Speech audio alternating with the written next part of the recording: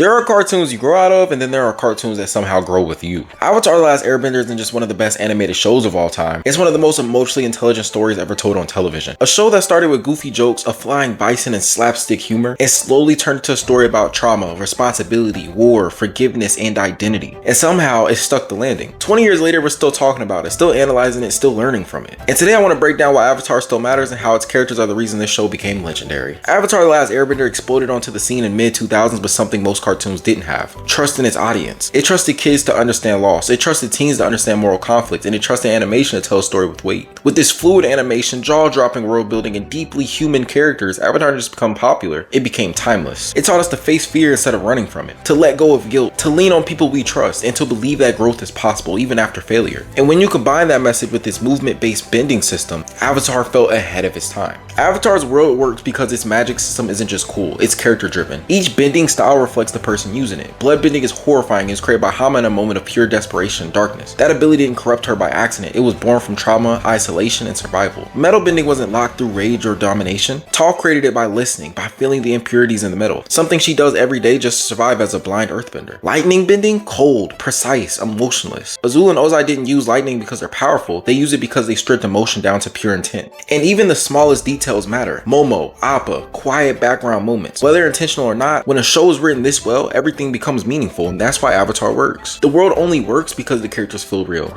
Not perfect, not always heroic, but human. So in this video, I'm breaking down each core character, their growth, their flaws, their relationships, and why they matter. Katara isn't just the girl who bends water, she's the character who holds the entire story together. Think about it, without Katara, Aang never leaves the iceberg. Without Katara, Team Avatar never becomes a family. And without Katara, the Avatar might never have saved the world. But here's the thing, Katara isn't perfect, she's controlling, she's emotional, she messes up a lot. She hurts people, she doubts herself, she nearly loses herself to revenge. And that's exactly why she's one of the most powerful and complex characters in Avatar: The Last Airbender. Today we're diving deep into Katara's highs, her lowest moments, her growth, her setbacks, and the relationships that shaped her. From season 1 all the way to the end of season 3. This isn't just a character breakdown, this is the story of a girl who learned how to carry the weight of the world without letting it drown her. When Avatar starts, Katara is just a teenage girl from the South Pole, one of the last waterbenders in her tribe, raised in a world defined by loss. Her mother was killed, her father left to fight a war, and Katara, she stayed behind. From the very beginning, Katara isn't just a bender, she's a caretaker, a leader, and emotionally an adult way too early. And that foundation shapes everything she becomes. In season 1, Katara's biggest strength is also her biggest flaw. She feels responsible for everyone. She mothers Sokka, she protects Aang, she believes it's her job to keep the group together, even when it costs her. But here's what makes early Katara so compelling. She doesn't actually believe in herself yet. She wants to be a great waterbender, but she's insecure. She compares herself constantly, and when she struggles, her emotions literally explode. Sometimes freezing people, sometimes sinking boats, but Katara's bending is tied directly to her feeling. When she's calm, she's precise. When she's angry or hurt, her power becomes unstable. And that's not just accidental storytelling. Katara's waterbending reflects her emotional state because she hasn't learned how to process grief yet. She carries the loss of her mother silently, and when those feelings surface, they come out sideways, as jealousy, frustration, or even anger. One of her earliest low points is watching Aang surpass her in waterbending almost immediately. She's worked her whole life for this, he just does it. And instead of being proud, she feels invisible. That jealousy is not pettiness, it's pain. But then something shifts. When Katara stands up to sexist traditions in Northern Water Tribe, we see her first true turning point. She refuses to accept that the world gets to decide her limits, and for the first time, Katara just doesn't want to be strong, she demands it. By the end of season 1, Katara becomes Aang's waterbending teacher, not because she's the best bender yet, but because she believes she can be. Season 2, Katara is stronger, more confident, more skilled, and far more dangerous. This is where Katara's growth accelerates, but so do her inner conflicts. She no longer just the emotional heart of the group, she becomes one of its most capable fighters, and that scares her because power for Katara has always been tied to trauma. Her relationship with Aang deepens here, not romantically, but emotionally. She becomes his anchor, the person who believes in him when he doesn't believe in himself. But here's the problem, Katara starts believing that if she holds everything together, nothing will fall apart, and that's an impossible standard. Her biggest low point this season comes with bloodbending. Katara doesn't seek it out, but when she uses it, the look on her face says everything. She's horrified because for the first time she realizes she's capable of doing something truly terrible. And the scariest part, it works. Katara hates the feeling of control, but she also understands it. This moment fundamentally changes her. It forced her to confront a truth that she's been avoiding. Being powerful doesn't automatically make you good. By the end of season 2, Katara isn't just fighting enemies anymore, she's fighting herself. Season 3, Katara is at her most intense. The war is real now. The stakes are final, and Katara's unresolved grief finally demands attention. This season strips away her composure. She becomes colder, more guarded, less forgiving. And then comes the confrontation she's been avoiding her entire life. Her mother's killer. This is Katara her emotional breaking point. For once, she doesn't want to be the bigger person. She doesn't want peace, she wants justice or maybe revenge. And the beauty of this arc is that Avatar doesn't rush her healing. Katara's allowed to be angry, she's allowed to hate, she's allowed to not know what the right choice is. And when she finally stands face to face with the man who caused her pain, she doesn't find closure the way she expected, because closure isn't about punishment. It's about choosing who you are. Katara walks away not because she's weak, but because she's strong enough to stop the cycle. That moment defines her. By the finale, Katara isn't just a healer, she's a master waterbender, a leader, a woman who understands her emotions instead of fearing them. Every major relationship in Katara's life reflects a part of her journey. Sokka reminds her of home and responsibility. Toph challenges her control. Zuko mirrors her pain and anger. Anger represents hope in the future she's afraid to imagine. Katara doesn't just change herself, she changes everyone around her. Katara's story isn't about becoming the strongest bender, it's about learning how to live with grief without letting it define you. She shows us that kindness can coexist with strength, that anger doesn't make you broken, and that healing isn't linear. It's a choice that you make every day. Katara isn't just the heart of Team Avatar, she's proof that empathy is a form of power. And sometimes, the strongest thing you can do is choose not to become your pain. What if you woke up tomorrow and find out you were the only person on Earth who could stop a 100-year war, but you were also 12 years old, and everyone you ever loved was already gone? That's Aang's story. Not just a fun air-scooting penguin sledding kid we meet in episode 1, but a boy carrying guilt, grief, and responsibility so heavy it nearly breaks him. Today we're breaking down Aang's entire journey, the biggest highs, his lowest moments, his growth, his failures, and the relationships that shaped him, from book 1 all the way to the finale of book 3. Because Aang isn't just the Avatar, he's one of the most quietly complex protagonists in animated storytelling, and by the end of this video, you might see him very differently. When people think of Avatar: Last Airbender, they often think of the epic fights, bending battles, or Zuko's redemption arc, but Aang, he's sometimes reduced to the goofy kid, and that couldn't be further from the truth. Aang's story isn't about becoming stronger, it's about learning how to live with impossible responsibility without losing who you are. So let's start at the very beginning, before the war, before the ice, before the guilt. When we first meet Aang, he's already made the biggest mistake of his life. Finding out he's the Avatar earlier than expected terrifies him, not because he's weak, but because being the Avatar means losing his childhood. So he runs, and that single choice costs him everything. By the time Aang wakes up frozen in the iceberg, the air nomads are gone. His people killed by genocide, and the war he was meant to stop has already raged for 100 years. Here's what makes this powerful. Aang doesn't immediately process that loss. Instead, he smiles, he jokes, he plays, because that's how kids survive trauma. But cracks start to show almost immediately. His first highs are discovering Katara and Sokka, reconnecting with the world, flying freely again, realizing he still has purpose. And these moments matter because they remind Aang and us that life still exists after tragedy. But book 1 slowly peels back the mask. The Southern Air Temple episode is the first emotional gut punch. Aang sees Monk Gyatso remains, and for the first time, that weight hits him. He didn't just lose his people, he blames himself for it. The guilt becomes Aang's defining internal conflict for the entire series. Every town destroyed, every life lost, every Fire Nation victory. In Aang's mind, it all traces back to the moment he ran away. Book 1 introduces the Avatar state as something terrifying. It's raw, emotional, and fueled by pain, not mastery. Aang doesn't activate it through wisdom, he activates it through fear and grief, which is important because it shows us early on power alone will never solve Aang's problem. Aang's relationships are the emotional anchors that keep him human. Katara is warmth, compassion, and belief. She doesn't see Aang as a weapon or a savior, she sees a kid who needs support. But their relationship isn't perfect. Aang becomes emotionally dependent on Katara at times, clinging to her as stability in a world that took everything else from him. Sokka grounds Aang, he challenges him, questions him, and treats him like a teammate, not a deity. This balance matters more than people realize. In book 1, Zuko is the monster chasing him, but symbolically Zuko represents what Aang fears becoming, someone consumed by destiny. Book 2 is where Aang optimism truly gets tested. The world stops being an adventure and starts being responsibility. Earthbending is Aang's hardest element for a reason. Air is freedom, earth is stubbornness. To learn it, Aang must stand his ground, something he's avoided his entire life. Toph forces Aang to stop dodging problems and face them head on. And while he improves physically, emotionally, things get worse. Everyone expects Aang to master all 4 elements, defeat the Fire Lord in the war, and never fail. But he's still a kid who just learned how to stand his ground yesterday. This is Aang's lowest point. He's given a choice, let go of earthly attachments or save Katara. And Aang chooses love, not selfishly, but humanly. The result, he's struck down, literally. This moment matters because it proves something vital. Aang is willing to fail as the Avatar to stay true to himself, and that choice nearly cost him everything. Book 3 begins with Aang broken, physically scarred, spiritually shaken, emotionally uncertain, and he's terrified of failure, terrified of hurting people, terrified of becoming the thing that everyone expects him to be. Aang briefly considers disappearing, not out of fear, but doubt. What if he isn't the right person for this? That question haunts him. But Zuko's arrival forces Aang to confront forgiveness, and this is huge, because forgiving Zuko means forgiving himself. It's Aang realizing that people can change and that mistakes don't define your entire existence. Firebending teaches Aang restraint. Unlike the destructive fire he once feared, true fire comes from balance, not rage. And this mirrors Aang's internal journey. The final battle isn't about who's stronger, it's about who stays true. Aang refuses to kill Ozai not because he's weak, but because he refuses to sacrifice his values to win. This is the accumulation of everything. His guilt, his compassion, his refusal to become a weapon. Energy bending isn't a shortcut, it's a reward for unwavering integrity. Aang doesn't end the war by becoming something else, he ends it by becoming fully himself. Aang's story isn't about perfection, it's about choosing kindness when the world demands cruelty, choosing mercy when vengeance feels easier, and growing up up without losing your soul. That's why Aang still matters, and that's why his story lasts. If you enjoyed this deep dive, drop a like, subscribe for more Avatar breakdowns, and let me know which Aang moment hit you the hardest. Zuko doesn't start Avatar Last Airbender as a hero. He doesn't even start as a good person. He starts angry, obsessed, alone. And for most of the series, he's chasing something he doesn't even understand. What makes Zuko special isn't that he changes, it's how painfully slow, realistic, and uncomfortable that change is. This isn't a story about destiny saving someone. It's about someone unlearning everything they were taught and choosing who they want to be. Today we're breaking down Zuko's entire journey, his failures, relapses, relationships, and moments that almost broke him across all 3 seasons of Avatar The Last Airbender. And by the end, you'll understand why Zuko isn't just a fan favorite. He's one of the best written characters in television. Redemption arcs are everywhere, but most of them are rushed, clean, convenient. Zuko isn't. Zuko's arc is messy. He backslides. He makes the wrong choice over and over again. And that's what makes it feel real. So let's start where his pain begins, not with the scar, but with the belief that he was never enough. When we meet Zuko, he's defined by one word: honor. But Zuko doesn't actually understand what honor is. To him, honor means approval, specifically his father's approval. Zuko's scar isn't just physical, it's psychological. Ozai burned Zuko not because Zuko was weak, but because Zuko was compassionate. Zuko spoke out of turn to protect soldiers, and he was punished for caring. From that moment on, Zuko learned a dangerous lesson: love is conditional, and he spends book 1 trying to earn it back. Chasing the Avatar isn't about the Avatar, it's about believing that he completes this impossible task, his father will finally see him as worthy. This is why Zuko never gives up, even when he's starving, even when he's freezing, even when he's clearly losing. Uncle Iroh represents everything Zuko needs, but he isn't ready to hear it. Iroh offers compassion, perspective, a different definition of honor, and Zuko just rejects it. Not because he hates Iroh, but because accepting Iroh means admitting his father might be wrong, and Zuko isn't ready for that. Zuko loses constantly in book 1. He fails publicly, he's humiliated repeatedly, and each loss makes him angrier. But here's the key detail: Zuko never gives up because he believes he deserves better, but at the same time, he keeps going because he believes he deserves nothing. That mindset fuels him and destroys him. Book 2 is where Zuko's story gets complicated, because for the first time, he loses the one thing keeps him moving. Zuko becomes a refugee. He has no nation, no mission, and no identity. And this is huge. For the first time, he lives among the people his nation hurt. He sees poverty, fear, consequences, and no one knows who he is, which leads to the question he's been avoiding: if I'm not the Fire Prince, then who am I? Zuko alone. This episode is the core of Zuko's arc. We see his inner conflict made literal. The version of Zuko raised by Ozai and the version shaped by Iroh and his mother. And neither side wins because growth doesn't happen all at once. This is Zuko's biggest failure. He has everything he thought he wanted: his father's approval, his place restored, his honor returned, and it feels empty. Zuko chooses Azula. He betrays Iroh, and for a brief moment he thinks he's won, but he hasn't. Zuko gets everything he's ever wanted, and he's miserable. Being back home doesn't heal Zuko, it exposes the lie he's been living. His anger doesn't go away, his nightmares doesn't stop, and his scar still burns, because honor earned through cruelty isn't honor at all. The most devastating punishment Zuko ever received isn't from Ozai, it's Iroh refusing to speak to him. And for the first time, Zuko understands what he's lost. Zuko doesn't join Team Avatar because it's easy, he joins them because it's right. And he expects them to hate him, because he hates himself. This is Zuko at his bravest, not fighting but apologizing. And slowly, painfully, he earns trust. Iroh teaches him unconditional love. Azula shows him what he could have been. Aang shows him mercy, and Katara shows him accountability. Each relationship forcing Zuko to confront a different truth about himself. Zuko doesn't defeat Ozai, and he doesn't save the world alone. He does something harder. He breaks a cycle. He chooses kindness over cruelty, truth over comfort, and responsibility over ego. Zuko's redemption works because it's earned, and it reminds us becoming better isn't about one big moment, it's about choosing right again and again even after you fail. Zuko's story proves that you're not defined by where you come from, but by the choices you make when it matters most. If you enjoyed this breakdown, make sure to hit the like button, subscribe for more Avatar deep dives, and comment below at what point did Zuko become your favorite character. What if I told you the strongest Earthbender in Avatar The Last Airbender was a 12-year-old blind girl who hated being protected, hated being underestimated, and secretly hated herself for needing anyone at all? Toph Beifong isn't just a fan favorite because she's funny, blunt, or overpowered. She's beloved because she represents something deeply human: the fight between independence and vulnerability. She didn't just invent metal bending, she reinvented what strength looked like in Avatar. And today we're breaking down Toph's entire journey, her highs, her lowest moments, her growth, her setbacks, and the relationships that shaped her from book 2 all the way to the finale. Because Toph isn't just tough, she's terrified, and that's what makes her incredible. But before we dive in, if you love deep character breakdowns, storytelling, and Avatar analysis, consider subscribing. Now let's talk about the girl who sees the world better than anyone, without ever even opening her eye. When we first meet Toph in The Blind Bandit, she feels unstoppable. She's undefeated, she's confident, she's mocking grown men while destroying them in underground earthbending rings. And instantly we're told this is the strongest earthbender alive. But here's the thing, Toph's strength is built on a lie. Not her blindness, her freedom. At home, Toph isn't allowed to be strong. She's not allowed to be loud, she's not allowed to be herself. And to her parents, she's fragile, proclaimed. A mistake waiting to happen. And that pressure is what creates the Blind Bandit. Toph isn't just showing off, she's rebelling. Every punch is a scream saying, I exist, I matter, I'm not broken. And that's why our introduction works so well, because she's not flexing, she's escaping. When Toph joins Team Avatar, it looks like a win. She's free, she's traveling, she's teaching the Avatar. But here's the uncomfortable truth. Toph isn't actually good at teamwork. She's blunt, she's rude, she refuses to help, even when she needs it. And at first, it's funny. Her banter with Katara, iconic. Her roasting Sokka, legendary. But underneath the humor is something darker. Toph equates help with weakness, because her entire life help meant control. So when Katara mothers her, Toph snaps. When the group worries about her blindness, she lashes out. When people doubt her abilities even gently, it feels like betrayal. And this leads to one of her biggest flaws. Toph doesn't communicate vulnerability, she weaponizes independence instead. Toph's lowest point in book 2 doesn't come from losing a fight, it comes from being useless. In the desert, Toph can't see sand. Her seismic sense fails her. For the first time, her greatest strength abandons her, and she spirals. She becomes angry, defensive, cruel. But here's the key moment. When Appa is gone, Toph breaks. She doesn't cry, she doesn't ask for help, she lashes out. Because Toph doesn't know how to grieve with others. This is where her armor cracks. She's not strong here, she's scared, and for the first time, she doesn't know how to fix it. Then comes the Guru and the Earth King, captured, imprisoned, locked in metal. For anyone else, this would be the end. For Toph, it's the beginning of something revolutionary. Metal bending isn't just a new power, it's a philosophical breakthrough. Toph realizes that nothing is pure, that even the strongest walls have flaws, and that realization mirrors her internal growth. She doesn't escape by overpowering the metal, she escapes by listening, feeling, adapting. This is the first time Toph evolves not through brute force but through awareness, and that's huge. By book 3, Toph is fully realized as a fighter. She's elite, feared, respected, but emotionally, she's still behind. Her conflict with Katara resurfaces, she struggles to express her gratitude, she hides affection behind sarcasm, and then comes one of her most telling moments, when she runs away from home again. Toph could have gone back, could have reconciled, but she doesn't, because vulnerability still scares her more than loneliness, and that's tragic. Let's talk relationships. Katara challenges Toph's worldview. She represents care without control, and Toph resents her for it until she learns to accept it. Aang respects Toph's strength. He listens, he trusts her, and she gives him exactly what he needs. Grounding. Sokka treats Toph like an equal. No pity, no overthinking, just trust, and that's why their bond works so well. Toph doesn't need to be protected, she needs to be seen. Toph Beifong isn't perfect, she's not kind, she's not soft, but she's real. She teaches us that strength doesn't mean ever needing help. It means choosing when to accept it. Toph starts her journey believing vulnerability is a weakness. She ends it understanding that connection is power. And that's why years later, Toph Beifong is still one of the greatest characters in animation history. Because she doesn't just bend Earth, she bent expectations. Sokka has no bending, no destiny, no spiritual connection to the universe, and somehow he might be the most important person in Avatar: The Last Airbender. While everyone else is learning how to bend the elements, Sokka is learning something harder. How to matter when you're the weakest one in the room. He's the joke, the comic relief, the guy who messes up the plans, until you realize he's the one making them. Today we're breaking down Sokka's entire journey, from insecure village kid to war-ending strategist. His biggest wins, his worst failures, his relationships, heartbreaks, and growth across all 3 seasons. Because Sokka doesn't bend elements, he bends the story. Before we jump in, if you enjoy deep character breakdowns and Avatar storytelling, consider subscribing. Now let's talk about the guy who started as a comic relief and ended as a legend. When we first meet Sokka, he's kinda awful. Sexist, arrogant, overcompensating, swinging a boomerang like confidence is a weapon. But here's the thing, Sokka isn't confident, he's scared. He's the man of his village. His father is gone, the warriors are gone, and Sokka's trying desperately to fill a role he isn't ready for. The sexism in episode 1, that bravado, it's not hatred, it's insecurity. And the moment Suki humbles him, beats him, educates him, and doesn't hate him for being wrong, Sokka changes. Not instantly, but fundamentally. This is the first crack in Sokka's armor. As that journey continues, Sokka becomes the funny one. The sarcasm, the bad plans, the meat obsession, but humor is the defense mechanism. Sokka is surrounded by prodigies. Aang bends all 4 elements. Katara masters waterbending. Toph invents metal bending. Sokka sharpens sticks, and that eats at him. We see it clearly in Bato of the Water Tribe and the library. He wants purpose, he wants to contribute, he wants to feel like he belongs, and when he fails, he spirals. Sokka's greatest fear isn't death, it's being useless. Let's talk about Sokka's lowest point, the day of the Black Sun. This was his plan, his strategy, his moment, and it fails badly. The Fire Lord isn't there, the invasion collapses, people are captured, and Sokka blames himself. This is the weight of leadership. When things go wrong, you don't get to laugh at all. Sokka doesn't break down on screen, but you feel it. This is the moment he stops being comedic relief forever. In Serpiando, this episode is everything Sokka needed. For the first time, someone says you don't need bending to be powerful. Sokka learns discipline, craft, strategy,